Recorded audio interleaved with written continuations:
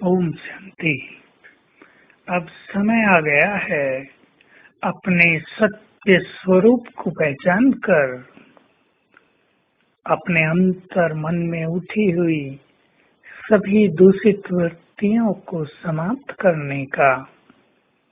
यदि इस समय भी कोई मनुष्य चूक गया तो वो कभी ये काम नहीं कर पाएगा, क्योंकि इस समय तो स्वयं भगवान हमारे गाइड बनकर आए हैं।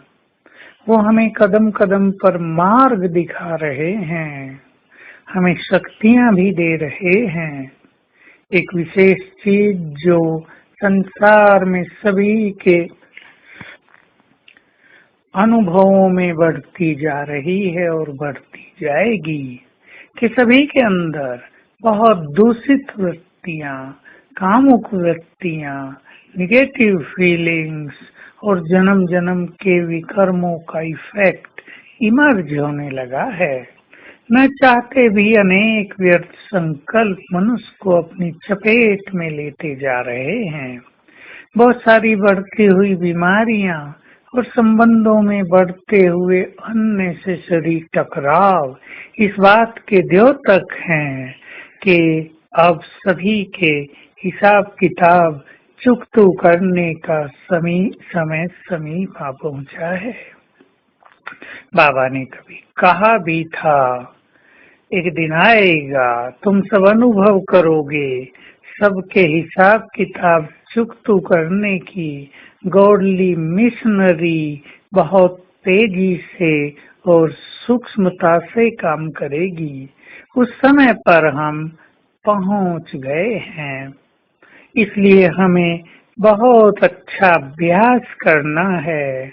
एक ही शब्द हम आपको दे रहे हैं, नो इफेक्ट। कोई बुरा बोलता है, कोई इंसल्ट करता है, कोई आपकी भावनाओं को हर्ट करता है, उसे बहुत लाइटली लेना है, क्योंकि अगर आपने अपने अंदर में उसको रख लिया तो आपकी ब्रेन की अनेक शक्तियां डैमेज हो सकती हैं, नष्ट हो सकती हैं। इसका कारण यही है क्योंकि ब्रेन पहले ही सभी का बहुत वीक हो चुका है। जो आत्माएं बहुत पुरानी हैं, जिन्होंने अनेक जन्म लिए हैं, उनके मस्तिष्क काफी कमजोर स्थिति में हैं, इसलिए बहुत हल्का रहेंगे तो बातें भी हल्की होकर समाप्त हो जाएंगी। दूसरा, स्वयं को ईश्वरीय खुशी से भरपूर रखकर चलना है। अगर हम स्वयं को रोज सवेरे चार्ज ही नहीं करेंगे योग से, श्रेष्ठ ज्ञान से, सुंदर संकल्पों से या स्वमान से, तो हम इस कलियुगी वातावरण में खुश नहीं रह पाएंगे। और यदि हम खुश नहीं रहेंगे तो अनेक निगेटिव बातों का इफेक्ट हमारे ऊपर आता रहेगा।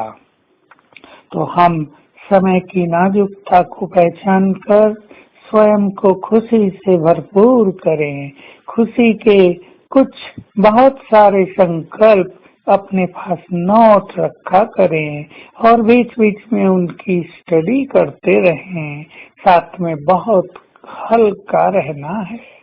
हम जानते हैं हल्का रहना संगठनों में आजकल सरल काम नहीं है, लेकिन जो आत्माएं स्वमान में बहुत रहती हैं, जो बाबा को अपना जिम्मेदार समझकर चलती हैं और जो अपने सत्य स्वरूप में स्थित रहती हैं, वो दूसरों से मान सम्मान की कामना नहीं करती, दूसरे अप्रिशिएट करें इसकी कामना भी नहीं करती, इसलिए वो बहुत अच्छी स्थिति में रहती हैं।